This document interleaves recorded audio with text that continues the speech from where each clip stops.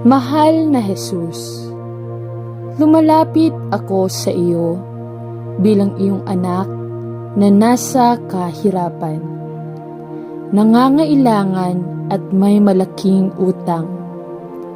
Panginoon, alam ko na ito ay nabuo sa loob ng maraming taon at atubili kong inaamin na ako ay nahuhulog ng mas malalim at mas malalim sa utang.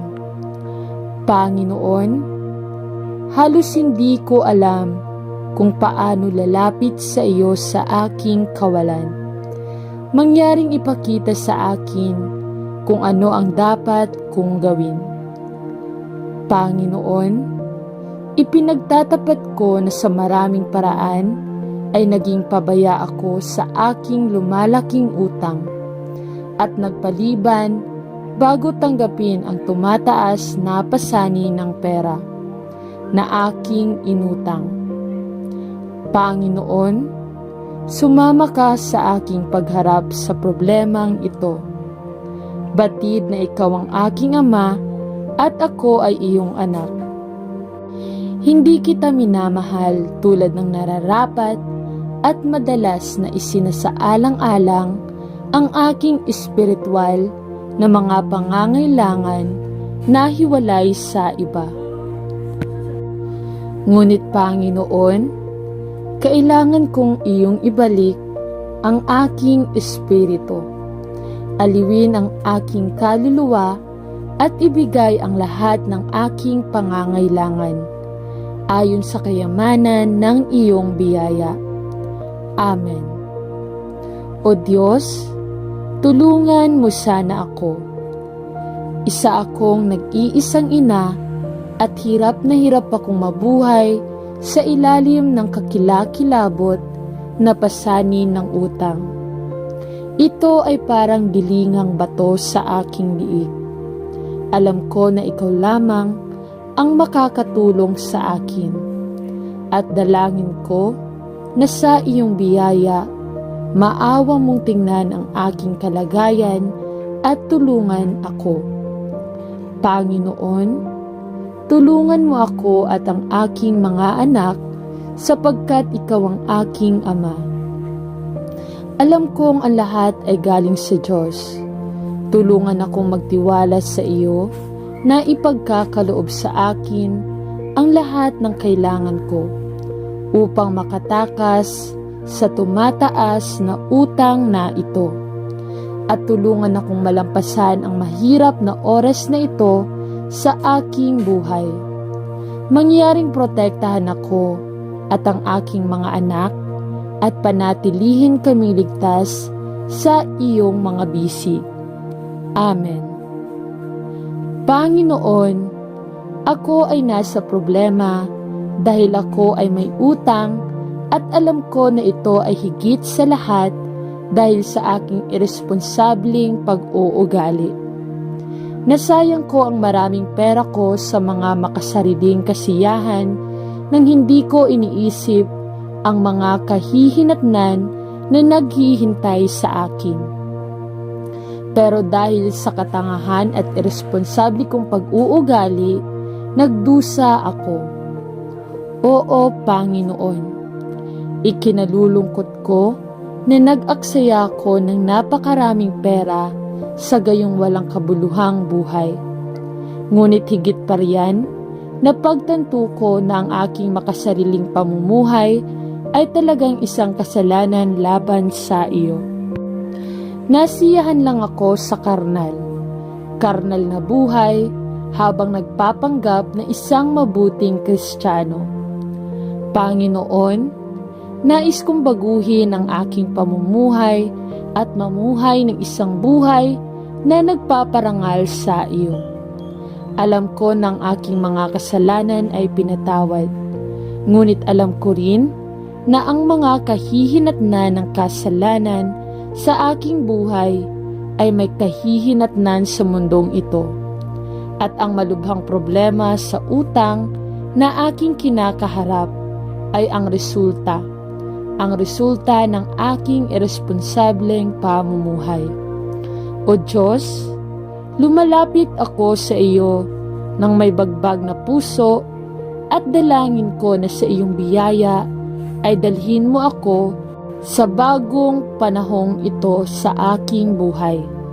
Pakiusap, buhatin mo ako mula sa maputik na putik kung saan ako malayong nakakalakad at ilagay ang aking mga paa sa bato ng kawalang hanggan. Jesus, maawa ka sa akin at ituro mo sa akin ang landas na tatahakin. Dalangin ko sa pangalan ni Jesus. Amen. Mahal na Diyos, sa kauna-unahang pagkakataon sa aking buhay, ay nasumpungan ko ang aking sarili sa mabigat na utang sa pananalapi. Sinubukan kong maging matalino sa aking mga desisyon sa pananalapi sa buong buhay ko. Ngunit ang tumataas na halaga ng mga pangunahing pangangailangan kasabay ng pagbaba ng halaga ng pera ng ating bansa ay naglagay sa akin sa isang mahirap na sitwasyon. Sitwasyon na hindi ko inaasahan. Gayunpaman, ito ang aking sitwasyon. Diyos, at ayokong ibaon ang aking ulo sa buhangin at magkunwaring wala doon ang problema. Panginoon, tulungan mo akong harapin ang katotohanan na wala akong sapat na pera para mabayaran ang aking mga gastusin at gabayan ako sa mga desisyon na dapat kong gawin. Inaamin ko na mabigat ang puso ko at hindi ko talaga alam kung saan ako luluhod. Ngunit ikaw ang aking Ama at nangako kang tutulungan mo ako sa oras ng aking pangangailangan.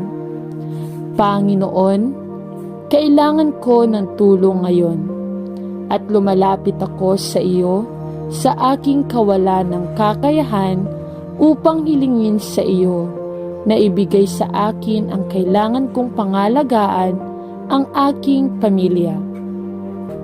Wala akong ibang dapat lapitan maliban sa iyo, aking Panginoon, kaya't inilalagay ko ang aking buhay at ang aking pamilya sa iyong mga kamay.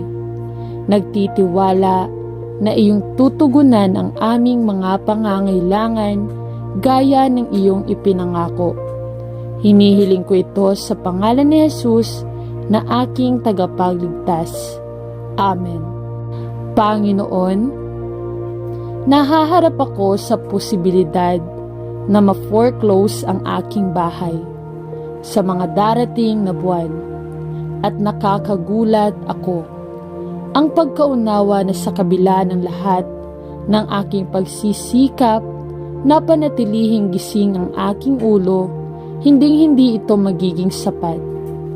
Panginoon, napagtanto ko na ako ay nakipagpunyagi sa aking sariling lakas upang matugunan ang bawat pangangailangan ayon sa aking kayamanan at kaluwalhatian, hindi para sa iyong karangalan upang ako ay turing na iba na isang huwarang mamamayan. Ngunit Panginoon, napagtanto ko na mayroon akong pagmamalaki sa aking puso.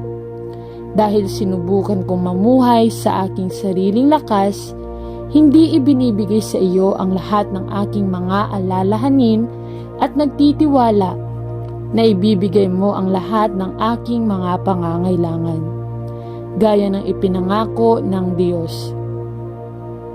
Nawa ay patawarin ako ng Diyos at kahabagan niya ang aking kalagayan. Humihingi ako sa iyo ng isang mahusay na paraan upang baligtarin ang utos at payagan akong bayaran ang mga utang na naipon ko upang ang sitwasyon ay mabaliktad sa harap ng nakakatakot na posibilidad na ito. Ama, gusto kong maging malaya sa utang sa pananalapi. Ngunit Panginoon, nagsisimula na akong maunawaan na kung ang aking relasyon sa iyo ay hindi maganda, palagi akong magpupumilit na tustusan ang aking sarili sa halip na ilagay ang aking puso sa Kanya. Panginoon, sa oras na ito ay hindi ko alam kung ano ang gagawin, ngunit inilalatag ko ang aking suliranin sa iyo. Nananalangin na sa iyong biyaya ay iligtas mo ako sa darating na pagriremata nito. Sa pangalan ni Jesus, idinadalangin ko. Amen.